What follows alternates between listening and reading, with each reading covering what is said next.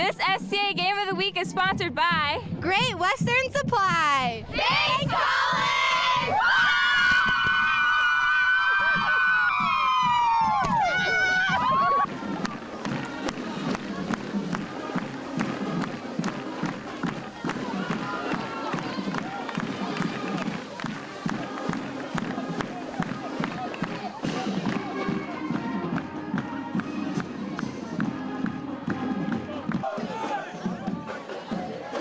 The playoff world goes from sweet to elite, including here at Pleasant Valley, where the playoff grid will be reduced to the quarterfinals as the Spartans host tradition-rich Iowa City High. The Pleasant Valley defense has been rock solid all season. It's called on for excellence all night. That's Ben Slavens there to greet the receiver. No gain. Later in the first, PV is driving, but the ball is on the turf. City High's Dylan Africa is on it at midfield. There's plenty of D to go around for the Spartans. This time, Brady Borman is the welcoming party with the solid hit.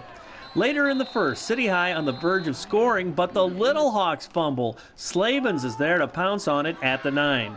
PV trying to find a spark on offense. On third down, on the option pitch, Arthur Braden 9 yards to the PV 40. Still driving again on third down. This time, CJ Carter up the middle to midfield for the new set of downs. Last play of the first quarter, Slavens continues to make a defensive difference. It's scoreless through one quarter. Second quarter, Iowa City High goes to the air. Jared Taylor connects with Tom Pugh to the Pleasant Valley 38, but PV's defense locks down Brady Borman, the big hit and a 3-yard loss. Now, after a PV turnover, City High starts at the Spartans 7. After 3 stops, no points for the Little Hawks. The field goal attempt is off to the left. It's still scoreless. City High on the move in the second quarter. The pass is tipped. A tremendous athletic play and focus by Brady Johnson for the pick at midfield, but the Spartans cannot turn it into points. Final minute of the half. City High gets into the red zone. Bryce France, 25 yards to the 6. But again, the Little Hawks are downright denied as the field goal attempt hits the upright with 21 ticks left. Still no score at the half. Third quarter, PV's defense continues to muscle up. Chance Clary darts in for the quarterback sack to force the punt. Can the O move the ball? Getting a shot of energy as Arthur Braden rips off a 16-yard gain. Now PV on City High's 31. PV goes for it on fourth down, but stopped by Naheem Smith to end the Spartan drive. Big play. Somehow City High's Jared Taylor gets free and throws to Jason Jones. He shakes a couple of guys and dashes down the field 74 yards all the way to the 2. And 2 plays later, Taylor sneaks it in. The first score of the game, 7-0 Little Hawks with 5:10 left in the third. On the ensuing kickoff, Carter Christensen for PV's got room. He's got wheels. He bounces to the outside and goes 88 yards to the zone, but it's wiped off the board due to a penalty. PV commits another turnover and City High's Naheem Smith recovers at the Pleasant Valley 20. But then when things go right, City High scores as Taylor hits Smith. He's touchdown bound, but he fumbles into the end zone. Recovered by his teammate Jason Jones for 6, but only 6. The point after is blocked, 13-0. Fourth quarter, finally a break for PV. City High fumbles and it's Chance recovering at the Little Hawk 22. And on the next play, Terry Saul gives to David Carr, who puts it into overdrive and into the end zone. It's just 13-7 with plenty of time left. The PV defense tries to keep the energy level up and get the ball back in the offense's hands. That's Slavens again with the hammer. Third and long for City High. Borman and Slavens converge for the stop and force the punt. But with 1:30 to go at their own 15, it's 4th and 7 for the Spartans, and it's not to be as City High claims the win 13-7 to advance to the quarterfinals, ending another outstanding season for Rusty Van Wetzing Spartans. You got to give them a lot of credit. I thought they did an outstanding job defensively, and then took advantage of a couple of our mistakes, turnovers and so forth, and one missed tackle there that gave them that big play.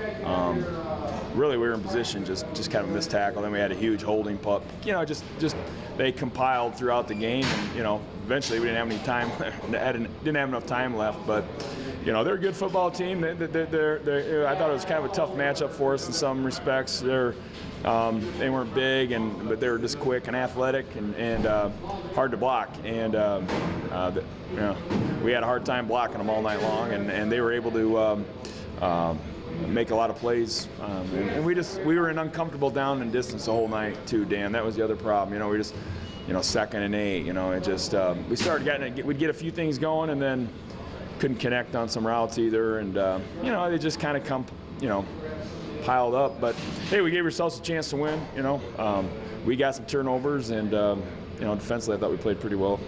You had that 2-minute window, like you said, you had a chance to, and you converted right away, and then there was time on the clock too. And what you've been able to do the last few weeks, especially, you had great hope. Yeah, exactly. I think you know, hey, we gave ourselves a chance to win. You know, even it was ugly. It wouldn't have been how I would have drawn it up. But you know, in the whole things, you know, anytime you lose, the finality, that's always tough. I don't care what it is in any time in life, you know. But we had two teams really battling, you know, getting after it. You know, both teams were ready to go, and it just, you know, and I talked before, a turnover battle, we kind of lost that tonight, and the mistakes kind of piled up again. Repeat myself here, and we just dug ourselves in a hole that we just couldn't quite get out of. But you know, when I look at things, you know, you would have told me this team would have been, you know, 8-2, you know, in a game to go to the quarterfinals. I would have said I would have took those odds. You know, we lost an all-state safety. You know, I hear some of these coaches, we're the smallest offensive line in 4A. There's no doubt about it. We're probably the smallest defense in 4A. But, you know, our kids are tough. They play hard, and, you know, they deserve what they got this year, and the community and the school should be proud of what they did, because it's a tough game played by tough people, and, you know, we got some tough guys on our team. Pretty fulfilling for you as a coach to see it unfold like this again, too, you know? Yeah, you know, obviously I despise losing, and I, you know, I'm kind of sick right now with the loss, but, you know, back of my mind, I'm happy for what these kids did and what they accomplished. Considering the odds that were stacked against them a little bit, you know, we had some great players, no doubt, but we had some other guys that had to step up, and they did that. And you know, we had to stay injury-free. I think we did that. But you know, when I look at, you know, some of our kids that have been with us for a long time, you know, I'm really going to miss those guys. Ben Slavens, David Carr, Alex Siverud, even though he didn't play, you know, he had been an all-state safety, and Shamar Butler, you know, and Chance Carey, just those guys, man. They're Nate L.C. Williams going on, but in particular, a couple of those linebackers I personally coach, you know, I sure going to miss those guys. They're great players for us. Both teams are still pretty young football teams, I know, and so, you know, the playoffs could be that way, and you know, I'm just proud that our kids were able to hang in there and stay with the plan and make enough plays to win. But boy, I was never relaxed until we were able to hold them here at the end, because we have a lot of respect. We see how hard their kids played all year, and I thought we were two similar teams. We knew we were going to battle. And they've been red hot the last several weeks too. So. Yeah, oh, no question. I mean, they were doing some things against people, and so we were just, you know, I think our kids did a great job of executing a game plan. Mm-hmm. What do you take into the next round too? I mean, it's just simple survival this time of the year, but did your team grow up in a great way today? Well, I think that, and just toughness. We talked to them back in August and June. I said, guys, we're not going to be special to look at, but if we get tough, we can do some damage. There's a lot of teams we can beat, and now we've been able to, I think our kids are really buying in that, taking pride in that they want to be a tough football team, and obviously to come back and play another game in 4 days with as many guys we got going 2 ways, they're going to have to.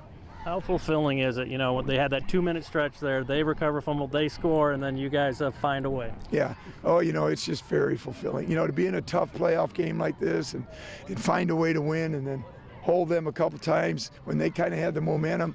You know, I'm very proud of that, and proud of everybody. It's just a great high school football game again, and man, I've been fortunate to coach this game a long time, and when you get to be involved in these, you feel very fortunate. It was frustrating for us because we knew we could score. Like those 3 stops on, like, in between the 10-yard line, the touchdown, that really got us down. But as soon as we had a second half came around, we knew we had to pick it up.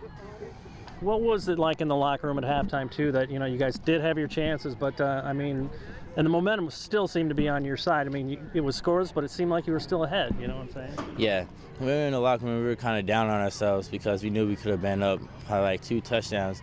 When Coach came in, got us all up and excited for the second half. He told us we could come back, win this game. It's in our hands. The only way we would have lost if we gave him the game. How crazy was that play, that long reception for you? That long reception, it felt really nice for me.